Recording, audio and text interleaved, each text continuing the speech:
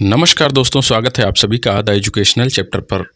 दोस्तों यहाँ हम आपको रेलवे और अन्य प्रतियोगी परीक्षाओं की तैयारी में काफ़ी मदद करते हैं।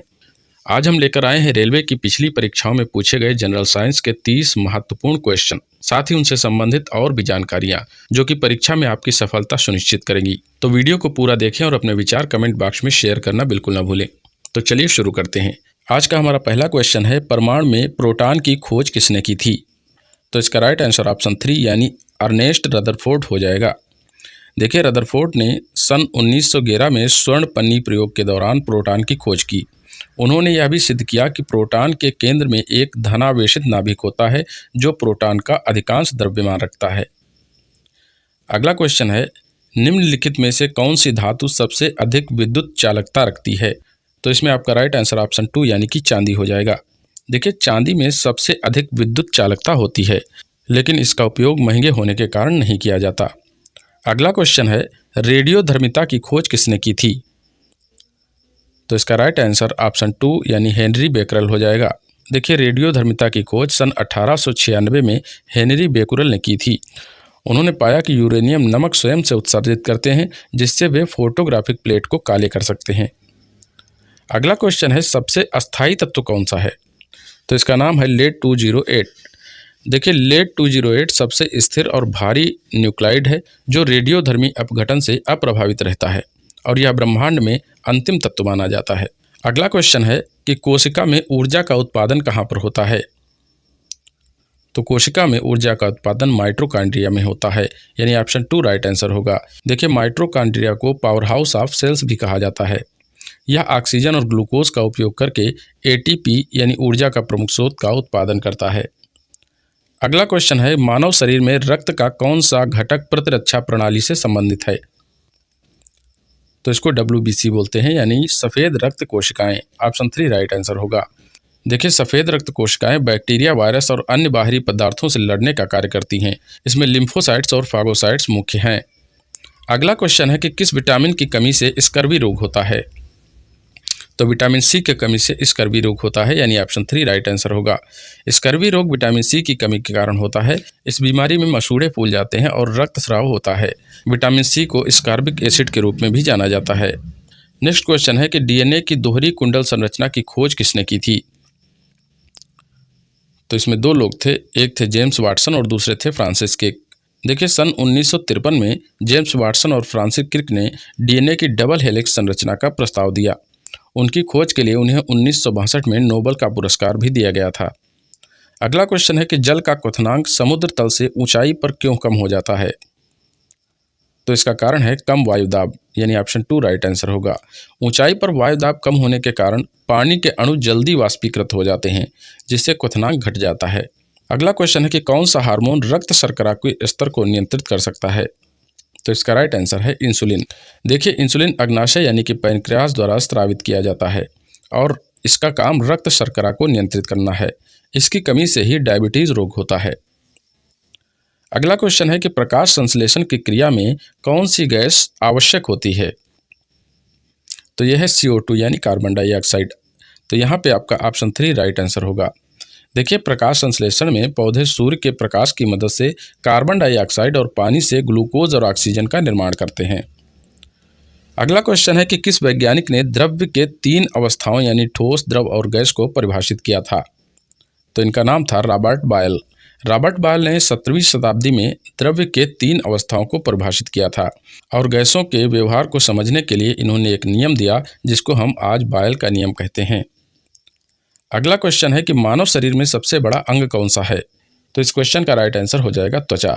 देखिए, यहीं पे अगर ये पूछता कि मानव शरीर में सबसे बड़ा अंतःस्रावी अंग कौन सा है, तो उसका आंसर यहाँ पे लीवर हो जाता, लेकिन इस क्वेश्चन में इसका आंसर त्वचा यानी कि स्किन होगा। अगला क्वेश्चन है कि किस गैस को लाफिंग गैस के रूप में जाना जाता है? तो इसका नाम है नाइट्रस ऑक्साइड, यानी कि ऑप्शन 2 हमारा राइट आंसर होगा। देखिए, नाइट्रस ऑक्साइड का उपयोग चिकित्सा में एनेस्थीसिया और औद्योगिक प्रक्रियाओं में किया जाता है। यह हल्के नशीले प्रभाव के लिए जाना जाता है।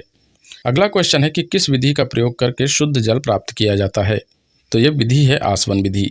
देखिए, आसवन प्रक्रिया में जल को उबालकर और उसकी भाप को संघनित कर शुद्ध जल प्राप्त किया जाता है।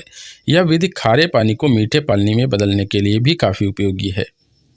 अगला क्वेश्चन है कि मनुष्य के रक्त का पीएच मान कितना होता है। तो इसका राइट आंसर है ऑप्शन 2 यानी कि 7.4। देखिए रक्त का पीएच मान हल्का क्षारीय यानी कि एल्कलाइन होता है, जो लगभग 7.35 से लेकर 7.45 के बीच रहता है। अगला क्वेश्चन है कि शरीर में अमीनो एसिड्स का मुख्य कार्य क्या है। तो अमीनो एसिड्स का मुख्य कार्य होता है प्रोटीन संश्लेषण। अमीनो एसिड्स प्रोटीन के निर्माण खंड हैं। ये शरीर के ऊतक मरम्मत, एंजाइम निर्माण और अन्य जैविक प्रक्रियाओं में मदद करते हैं।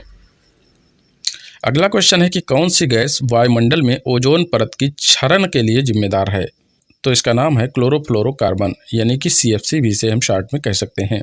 देखिए CFC गैसें जो होती हैं वो ओजोन परत को तोड़ती हैं, जिससे कि हानिकारक अल्ट्रावायलेट किरणें पृथ्वी तक पहुंचती हैं। सन 1987 में CFC को नियंत्रित करने के लिए मॉन्ट्रियल प्रोटोकॉल बनाया गया था। अगला क्वेश्चन है कि कौन सी कोशिका विभाजन प्रक्रिया जनन के लिए जिम्मेदार है। तो इसका नाम है मियोसिस यानी ऑप्शन 2 हमारा राइट आंसर होगा। देखिए मियोसिस में एक कोशिका 4 युग्मज कोशिकाओं में विभाजित होती है और यह प्रक्रिया यौन जनन के लिए आवश्यक है। क्वेश्चन नंबर 20 है कि नाभिकीय रिएक्टर में नियंत्रक क्षण का उपयोग क्यों किया जाता है। तो इसका उपयोग न्यूट्रॉन अवशोषित करने के लिए किया जाता है यानी ऑप्शन 2 हमारा राइट आंसर होगा। नियंत्रक क्षणें जैसे बोरान और कैडमियम न्यूट्रॉन को अवशोषित कर सकती हैं और नाभिकीय रिएक्टर में श्रृंखला अभिक्रिया को नियंत्रित करने का काम करती हैं। अगला क्वेश्चन है कि मनुष्य के शरीर का सामान्य रक्तचाप कितना होता है। तो इसका राइट आंसर है ऑप्शन 1 यानी 120/80 mmGH। देखिए यह रक्तचाप का सामान्य मान है, जिसमें 120 जो है वो सिस्टोलिक है और 80 जो संख्या है वो डायस्टोलिक दबाव को दर्शाती है। अगला क्वेश्चन है कि न्यूटन का कौन सा नियम गति के संरक्षण को स्पष्ट करता है। तो ये न्यूटन का पहला नियम है। देखिए न्यूटन का पहला नियम, जिसे हम जड़त्व का नियम कहते हैं, वो कहता है कि जब तक कोई बाहरी बल न लगाया जाए तब तक वस्तु अपनी अवस्था या स्थिति में गतिशील बनी रहती है। अगला क्वेश्चन है कि रेडियो तरंगों का उपयोग निम्नलिखित में से किस में किया जाता है। तो इसका राइट आंसर है ऑप्शन 3 यानी रेडियो प्रसारण में। देखिए रेडियो तरंगें लंबे तरंग दैर्ध्य वाली होती हैं और संचार, रेडियो और टेलीविज़न प्रसारण में इनका उपयोग किया जाता है। अगला क्वेश्चन है कि अम्लीय वर्षा किसके कारण होती है। तो ये नाइट्रोजन ऑक्साइड और सल्फर डाइऑक्साइड के कारण होती है। नाइट्रोजन ऑक्साइड और सल्फर डाइऑक्साइड वायुमंडल में पानी के साथ मिलकर नाइट्रिक और सल्फ्यूरिक अम्ल बनाते हैं, जिससे कि अम्लीय वर्षा होती है। अगला क्वेश्चन है कि मानव शरीर में रक्त का संचार पहली बार किसने बताया था।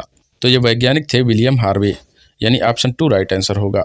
विलियम हार्वे ने सर्वप्रथम 1628 में रक्त के परिसंचरण की खोज की थी और ये बताया कि हृदय एक पंप की तरह काम करता है।